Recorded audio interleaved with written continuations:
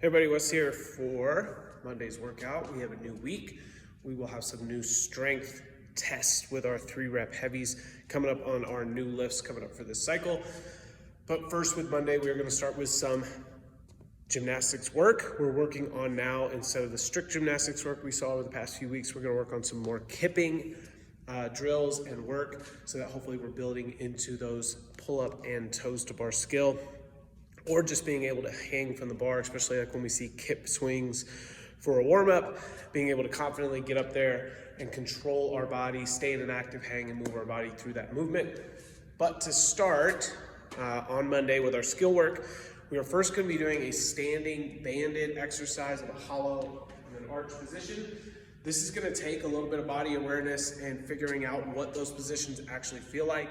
Remember, when we're on the bar and we're thinking about what that hollow position would look like, my feet are on the ground right now, so I'm going to be able to push back into it, but I'm here and I'm pushing down onto that bar. My back is rounding back behind me, and then my toes are pointing down and away from me into and towards the ground.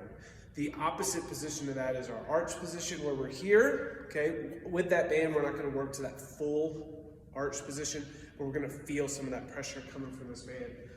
So we'll set up with the band. What we want to do is take our hands overhead, directly overhead without arching the back here. So I'm going to put the rib cage down, and I want to get where I have some tension starting directly above my head. From there, what I'm going to do is just push down as if I was pushing onto the bar, and then think about rounding that back into that hollow, and then I'm going to release the back, then release the arms. So we're working on a little bit of body awareness, being able to push and work the lats, arch ourselves into that hollow and hold, and then release both back to standing. When we come back into that arch, don't think about going way back right now with that band. Just think about holding this position here, then being able to turn on the lats with a push, hollow, release, release.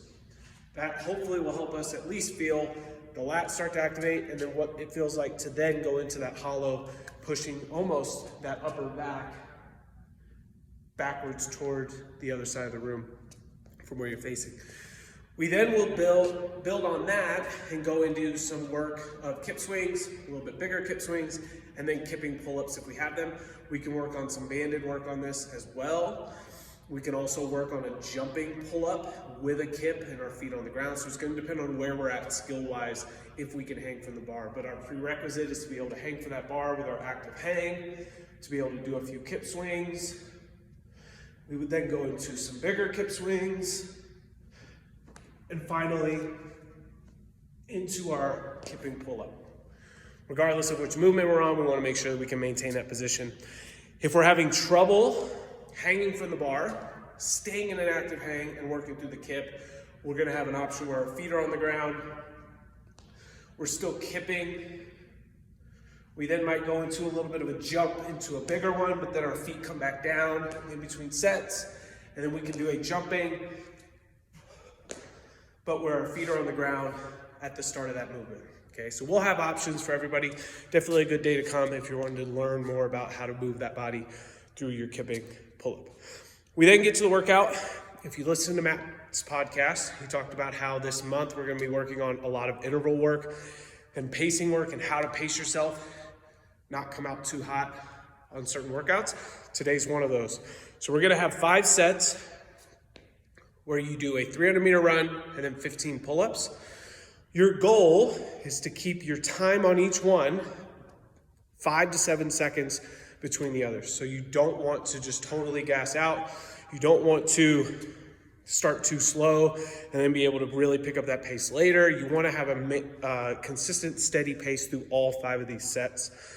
Know yourself on these movements. If you could do 15 pull-ups unbroken, then maybe you can save yourself a little bit on the run.